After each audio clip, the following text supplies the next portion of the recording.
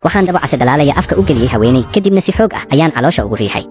isla markiiba xanuunkeedii halista ahaa si lama filaan ah ayuu ku waayay inta aysan xitaa u dabaaldegin waxaan markiiba dalbaday inay bixiso lacagta daaweynta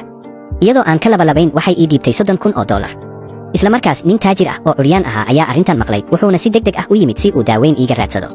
hase yeeshee wuxuu u muuqday mid iga shakisan wuxuuna rabay inuu tijaabiyo awooddayda anigoo degdegaya waxaan soo saaray koodhka lacag bixinta ka code anigoo dalbaday lacag hormaris ah oo dhan $30,000 oo ah qarashka dhibkayga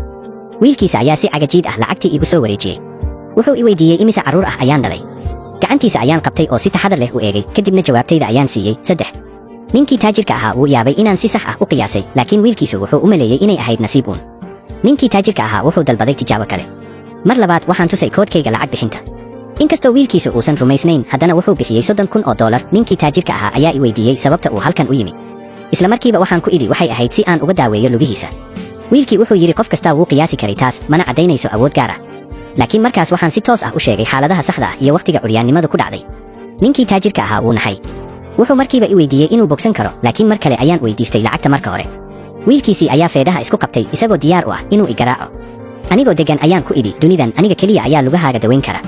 ma aysan rumaysan gebi ahaanba maadaama xitaa khubarada caafimaadku ay awoodi waayeen wiilkiisii ayaa bilaabay inuu riixo kursiga curyaanka waxaan u yeeray ninkii taajirka ahaa ee sii jeeday dhowaan waxaad geli doontaa halis dhimasho ah wiilkiisii ayaa markiiba qoorta iga qabtay isagoo igu eedeeyey inaan aabbihii habaaray nasiib wanaag taajirkii ayaa wakhtigii ku habboonaa joojiyey kadibna i weydiiyey waxa aan sameeyo waxaan soo saaray masar tiswe sixir ayaan ku akhriyey masarkiina wuxuu isu beddelay xirsi ilaalin ah kadib waxaan xirsigii u dhiibay ninkii taajirka ahaa anigoo ka dalbaday $30,000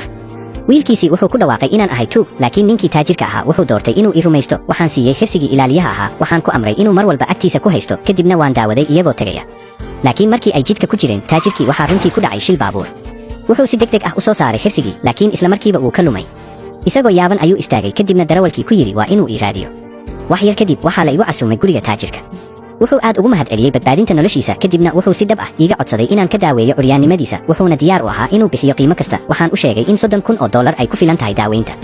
kadib waxaan isticmaalay awooddayda rabbaaniga ah si aan u daaweeyo curyaannimadiisa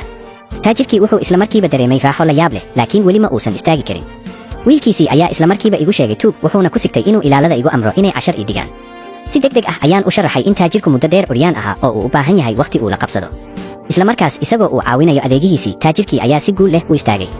aad buu u mahadceliyey wuxuuna markiiba soo saaray jeeg dhan $30 milyan ah oo ah khidmadda daaweyntayda hal maalin gudaheed waxaan ka noqday qof faqiir ah oo aan waxba haysan una noqday multimilyaneer